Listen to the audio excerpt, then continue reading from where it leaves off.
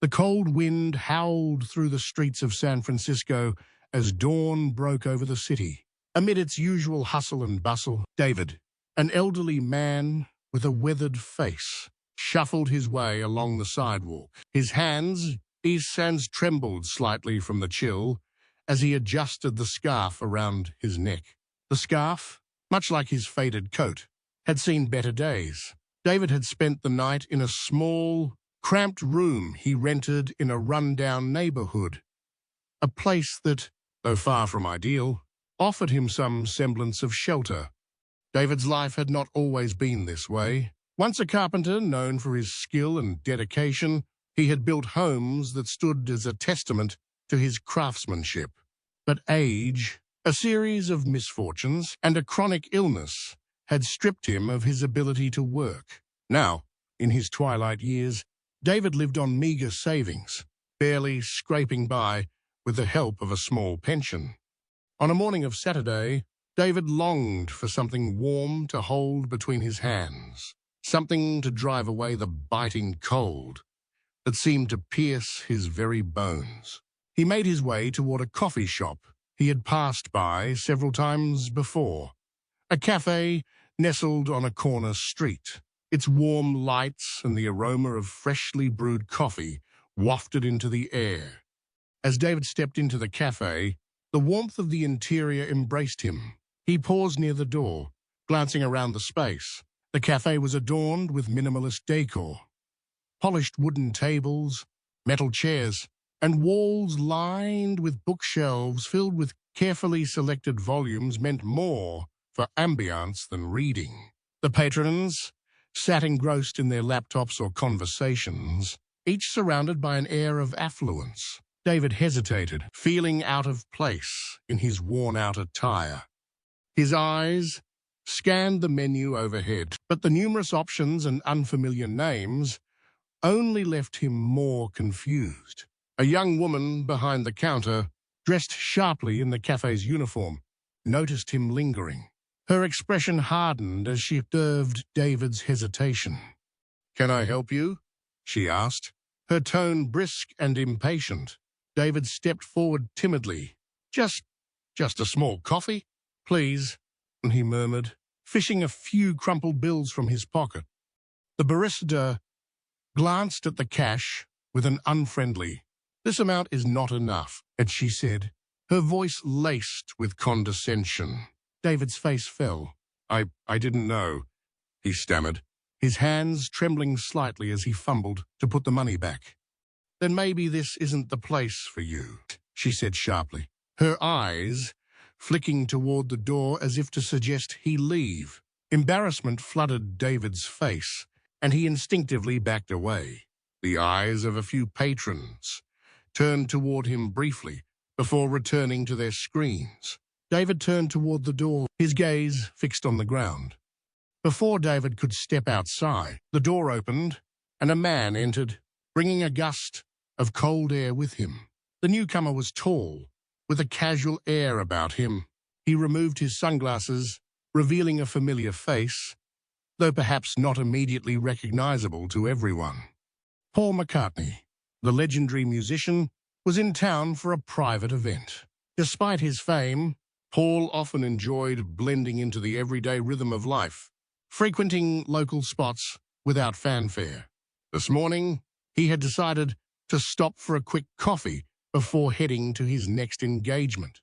As Paul stepped inside, his sharp eyes caught sight of the elderly man retreating toward the door. He also noticed the discomfort etched on the man's face and the cold indifference of the barista. Something about the scene struck a chord in Paul. "Excuse me," Paul said, addressing the barista as he stepped forward. "What seems to be the problem here?" As the young woman, flustered, quickly straightened her posture. "Oh, nothing, sir. He just couldn't pay the way we require," and she said, her tone noticeably softer now that she was speaking to someone she deemed important. Paul frowned. "And that's a reason to turn him away?" he asked, his voice firm. The barista faltered. "Well, it's just our policy." Paul held up a hand, to stop her. Policies aside, kindness doesn't cost anything, he said. He turned toward David, who stood frozen near the door, unsure of how to react. Sir, please don't leave. Let me get you a coffee, anything you like. David's eyes widened. Oh, no, I couldn't possibly, he began. But Paul gently interrupted him. Paul said with a warm smile, everyone deserves a hot cup of coffee on a cold day. Paul stepped up to the counter and ordered 2 coffees, one for himself and one for David. He handed his card to the barista, who quickly processed the payment, her earlier demeanor replaced with quiet deference. Turning to David, Paul gestured toward a cozy corner table by the window. Let's sit for a bit, he said. David hesitated, but eventually nodded. Paul walked over to the table and sat down across from each other. What's your name? Paul asked, his tone gentle and conversational. David, the older man replied, still somewhat dazed by the sudden turn of events. Nice to meet you, David, Paul said. I'm Paul. At the same time, the waiter brought out the coffee and placed the steaming cups in front of the 2 people. They sipped their coffees. The conversation unfolded naturally. They spoke of many things. David's years as a carpenter, the joy he once found in building homes, and the satisfaction of seeing families thrive in the spaces he had crafted. He recounted stories of his late wife, how she had always been the heart of their modest home, and how much he missed her companionship. Paul listened intently, asking thoughtful questions, never interrupting, his presence radiating a quiet compassion. Thanks to Paul McCartney's intervention, the atmosphere in the cafe transformed entirely. Where there had been tension and indifference, a quiet warmth now spread. Mr. David, who had entered feeling like an unwelcome outsider, now sat at a small corner table with a steaming cup of coffee in his hands. His face, once etched with embarrassment, softened with gratitude. It wasn't just the coffee that warmed him. It was Paul's dignity and kindness. At first, David was hesitant, unsure of what to say to someone like Paul, but the musician's easygoing demeanor and genuine interest in David's life gradually drew him out. As the conversation unfolded, the impact of the moment rippled through the cafe. The barista, who had initially dismissed David so coldly, now stood behind the counter, her face flushed with guilt. She watched Paul McCartney, an international superstar, treat David with a level of respect and kindness that transcended wealth or social status. Her rigid posture softened as she began to reevaluate her behavior. She quietly approached the table with a fresh pastry on a small plate. For you, sir, she said, placing it in front of David. Her voice was barely above a whisper, and she didn't meet his eyes. I'm sorry about earlier. David, startled, looked up at her. For a moment, he was unsure how to respond. But then, with the same humility that had carried him through years of hardship, he nodded and said, Thank you. Nearby persons, who had been passive onlookers at the beginning of the encounter, began to feel the weight of their indifference. A young woman at the next table leaned over with a shy smile. Excuse me, sir, she said to David. Would you like another coffee? It's on me. David, now overwhelmed by the attention, stammered, Oh, no, that's very kind of you, but I'm fine. Paul, noticing David's awkwardness, gently redirected the conversation. You know, he said, with a twinkle in his eye, the houses you built sound like real works of art. If walls could talk, I bet they'd have some incredible stories to tell. David chuckled softly, the lines on his face easing as he relaxed further. Maybe, he said, but I reckon your songs have brought a lot more joy to the world than my walls ever did. Paul smiled, shaking his head. Houses are where the real magic happens. Families grow, memories are made. What you did, David, mattered. It still matters.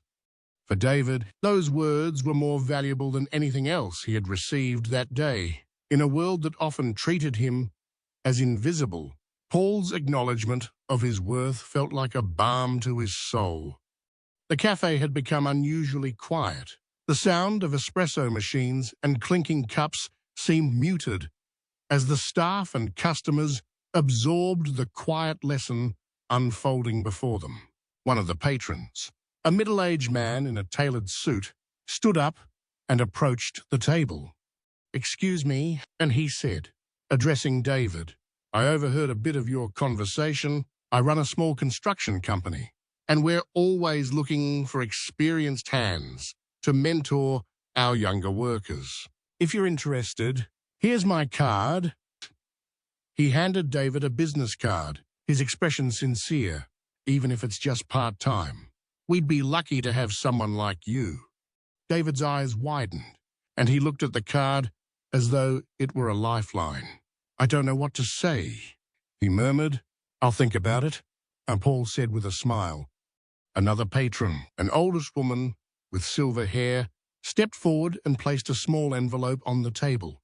"It's not much," she said softly, "but I wanted to help in some way. Please don't refuse." The outpouring of kindness left David speechless. He glanced at Paul, his eyes filled with emotion. "Why are you doing this?" he asked, his voice barely audible. Paul leaned forward, his expression serious but kind. "Because everyone deserves to be seen, David. Sometimes all it takes is one small gesture to remind us that we're not alone." This story emphasizes the profound value of kindness and respect for all individuals, regardless of their social standing or circumstances. At its core, it is a reminder that true humanity lies in how we treat those who can offer us nothing in return. Paul McCartney, despite being a globally celebrated icon with immense wealth and influence, chose not to see status or appearances. Instead, he saw a person in need, someone deserving of dignity and compassion. His actions transcended the immediate situation. By stepping in to assist David, Paul did more than buy him a cup of coffee. He restored his sense of worth. He conveyed, through a simple gesture, that every individual matters, no matter how overlooked or marginalized they might feel. This act of kindness carried a powerful lesson for everyone present in the cafe. How we treat others speaks volumes about who we are, and even the smallest actions can resonate far beyond the moment.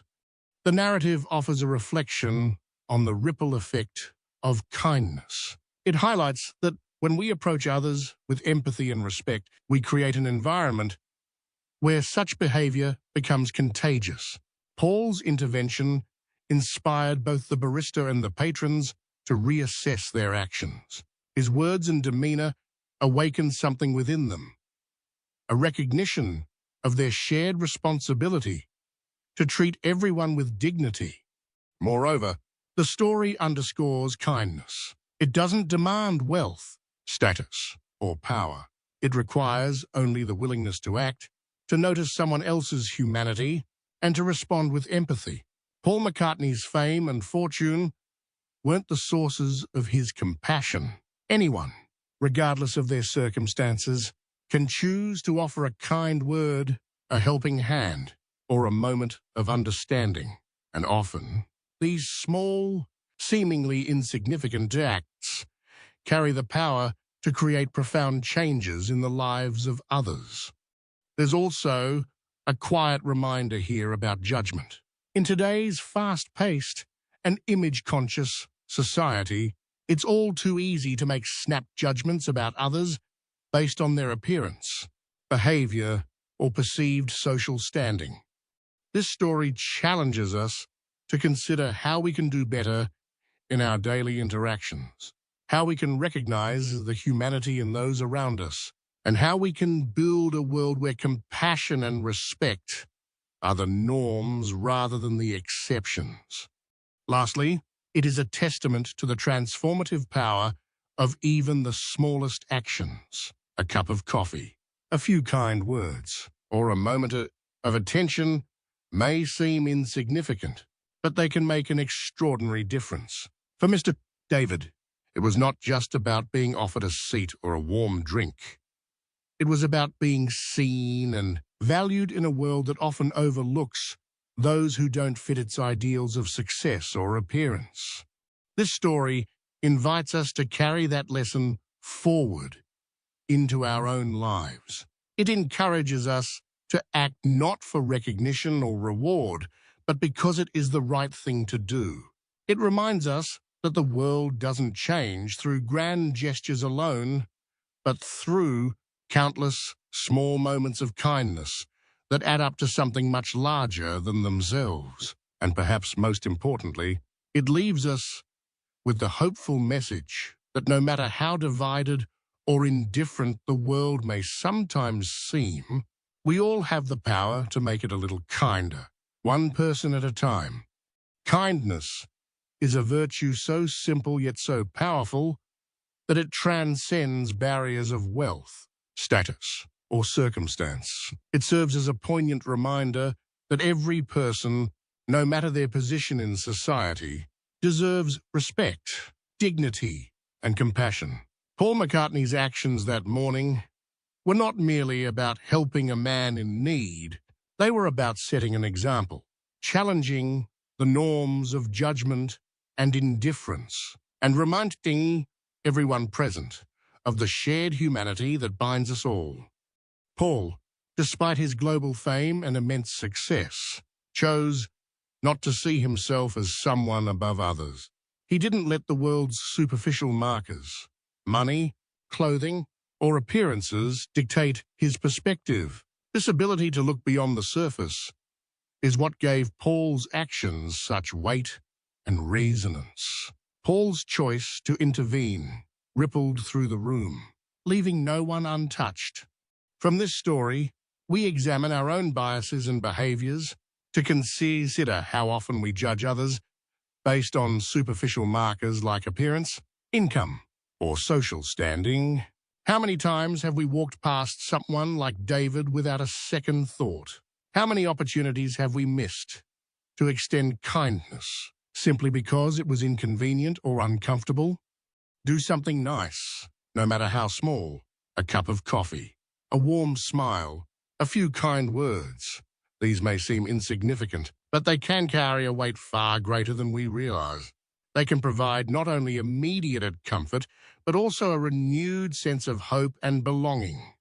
Please look beyond our own lives and consider how we can make the world a little kinder, a little more just in everyone we encounter, to recognize their worth regardless of their circumstances, and respond with empathy and respect. And it reminds us that even the smallest actions, a smile, a helping hand, a kind word, can have a profound impact.